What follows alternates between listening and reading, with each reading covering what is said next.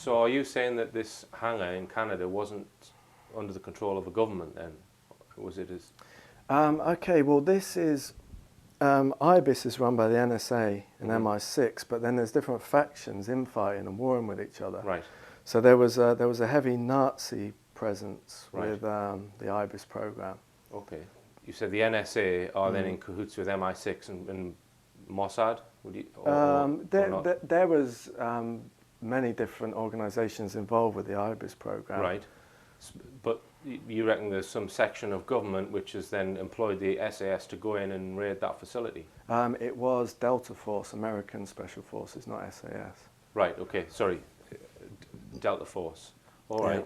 So why were you then taken to the UK after you were rescued then? Well, if I just back up a little bit, there was, like I say, it was Delta Force who rescued us, and it's difficult to say exactly what factions were doing it, because you might have 5 different factions within the MI6 or the NSA fighting against each other. Okay. So it gets confusing, but there was definitely a heavy Nazi presence in that. We were being indoctrinated with Nazi principles every day there. I mean, these are Germanic principles. Right. I mean, even if you look at Germanic organisations in this country, like the Odinist Fellowship, right. You know, it was those principles. Like there was a lot of philosophies of physical immortality. Project IBIS was very much about trying to extend life extension, and create like the Uberman, super soldier. They were trying to, you know, increase the lifespan, and there's other Germanic philosophies there that they believe in endless warfare, and they believe that life on Earth is a how can I say it? Trying to say it as clearly as possible. They believe life on Earth is a means to an end. They're not trying to get somewhere else. They're not trying to get to heaven or another planet. They want to extend their life and live forever here in one body. All right. So was there any bloodshed when this special forces took over this base? Or yeah, there was. Well, I'd just like to finish what I was saying quickly before I talk about that, because it's important that these principles. This was how they were indoctrinating us with these Nazi principles, and that's how we could function as assassins when we were older. Right. They were indoctrinating us in the principles that existence is about endless warfare, right, and conflict, and that's how it is. That's how it'll always be, and.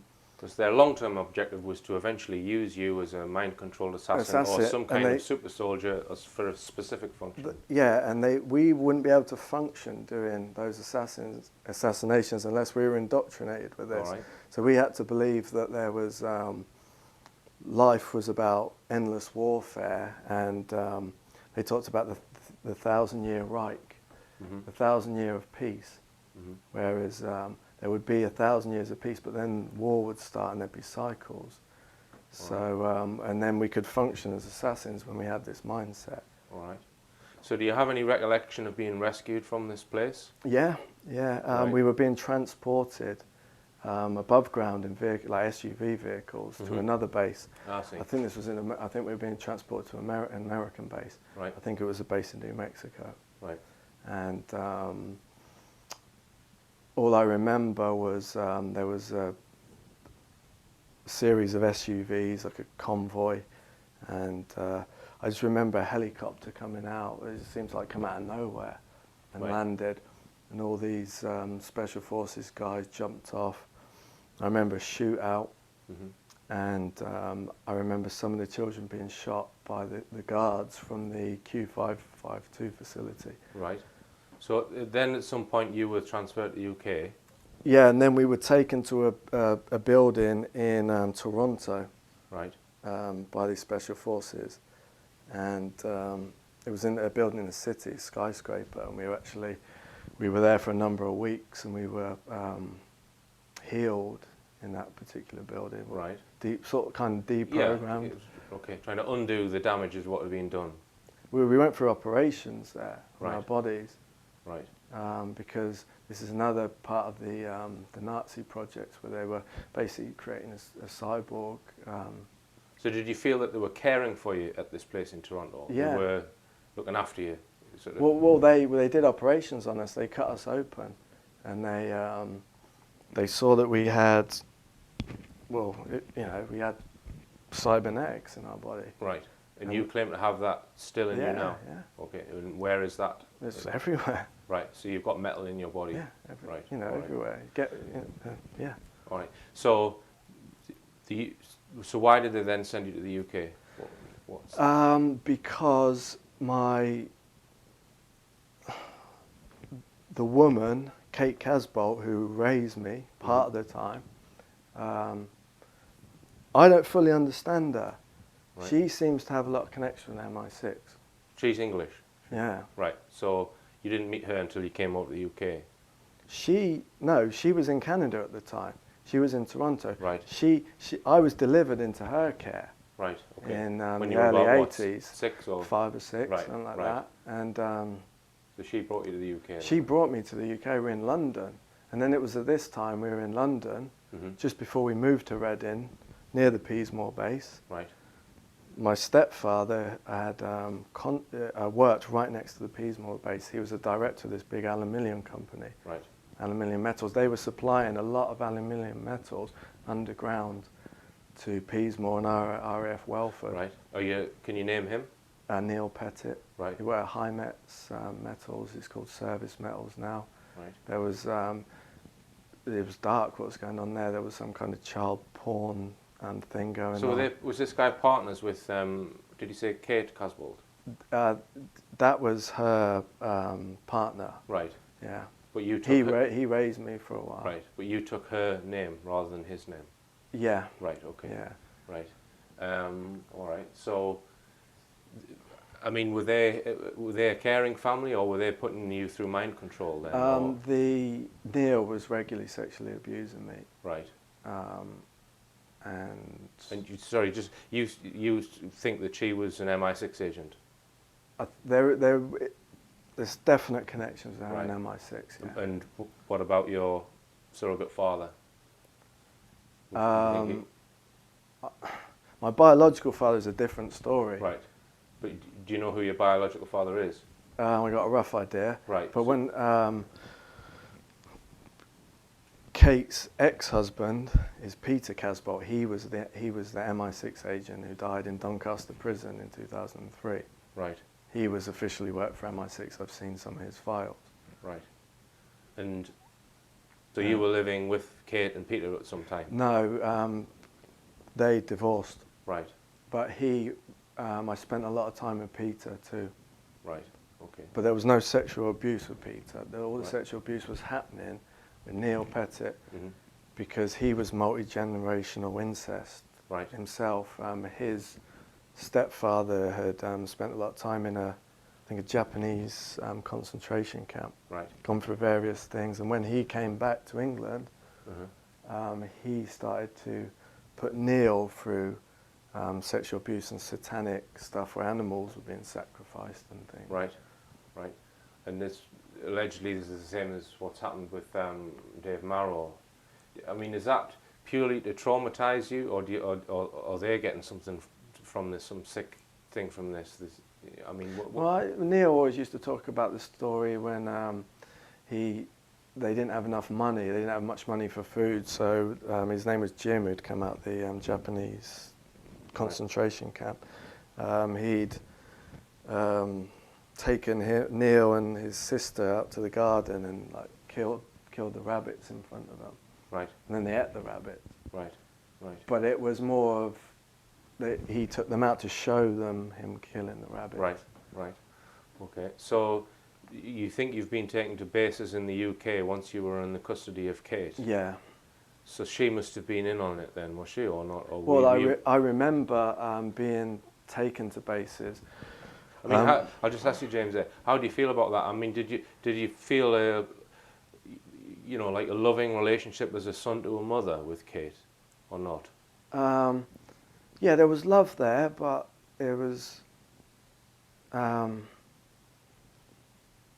mean, I'm kind of sitting here in front of in front of this camera now. This is going to be made public, obviously. So I feel like I'm kind of protecting her a little bit. Right, right, okay. So for all, it's obviously when you're a young child, you don't understand what's going on. So you might feel love for that person, even though that at the bottom of it, they're possibly doing something that they absolutely shouldn't. So you know that they're kind of manipulating you, really. Yeah. But you're saying you perhaps want to protect her. Maybe she didn't have a choice in it. I don't know. Yeah, and whatever she's done, she's made up for it. Right. So do you still see her? Yeah, I see her. Right. Yeah. All right. So you were periodically taken from the age of 6 to British bases then? Yeah, this.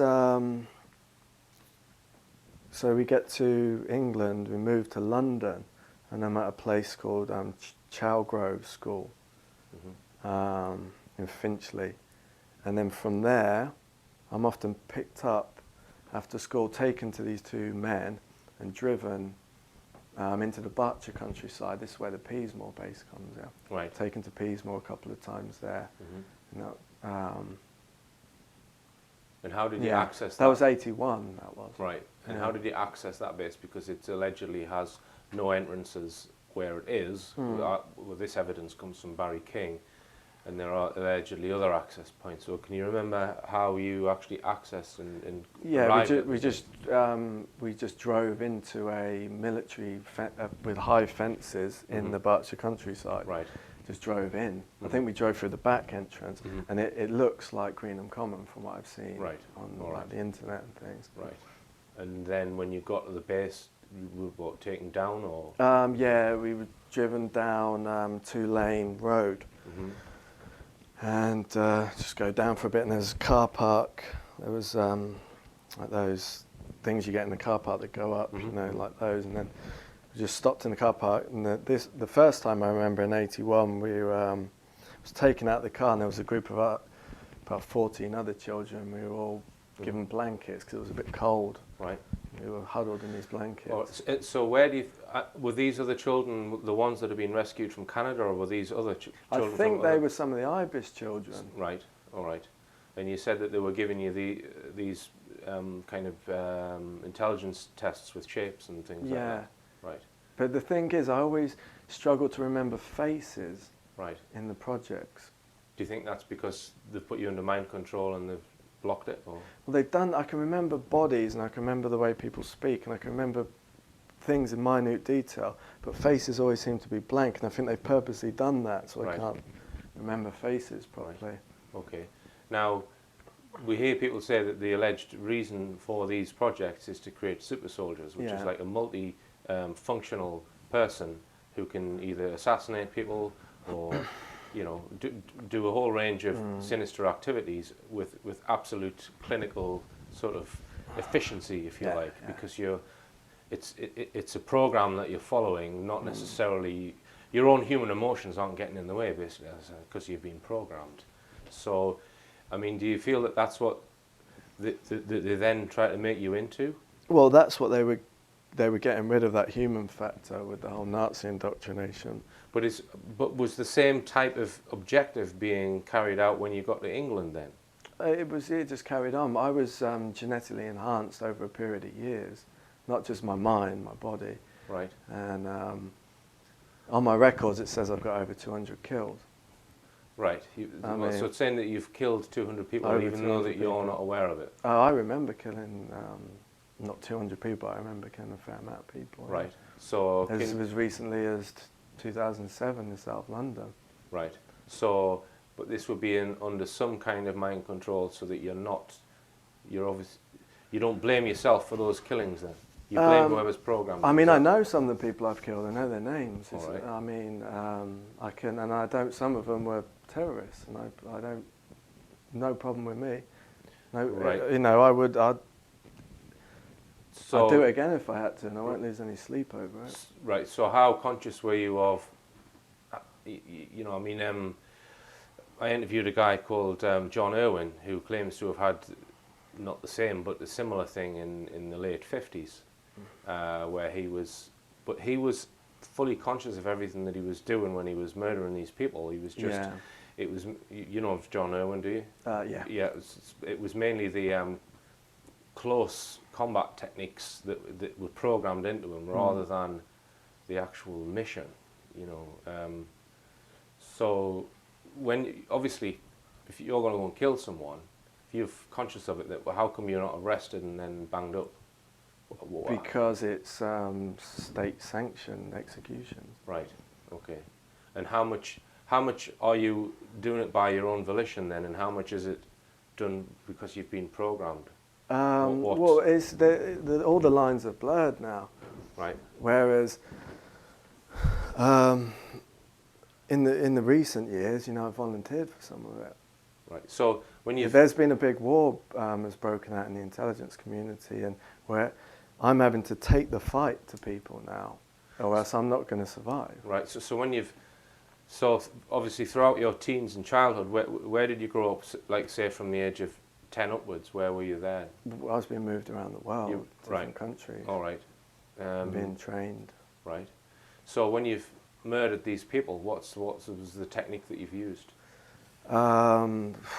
Various things. 2007 was myself and another individual. We travelled, well, I won't say where we travelled from, but we travelled to an area in South London. Right. And we were, well, I won't say too many details about him because it's not my place to speak for him. The guy that was with me. So you were both in this mission together then? Yeah. Right, as a team sort of yeah, thing, right? twin team, yeah. Right, so what was the method of execution then? Well, we waited in our car, MI6 Jeep pulled up, and this guy got out, gave us a briefcase, but before he gave us a briefcase, he gave us a trigger words. Right. Which, and it's not just trigger words, he used a combination of hardware to activate implants, but right. It's, you know, that state of mind that they can put you in. That I'll go into then, right, okay. Which is I'll be very cold and efficient, and I'll just, all that matters is the target, the mission, that's all that matters, that's right. all that exists. But what was the actual method? Well, he gave us the briefcase that had a gun, Smith & Wesson. I was often given the same gun. It's a 9mm Smith & Wesson with a pearl handle on it, and it's got a symbol of a black dragon on the handle. Right. And I call that gun Drago.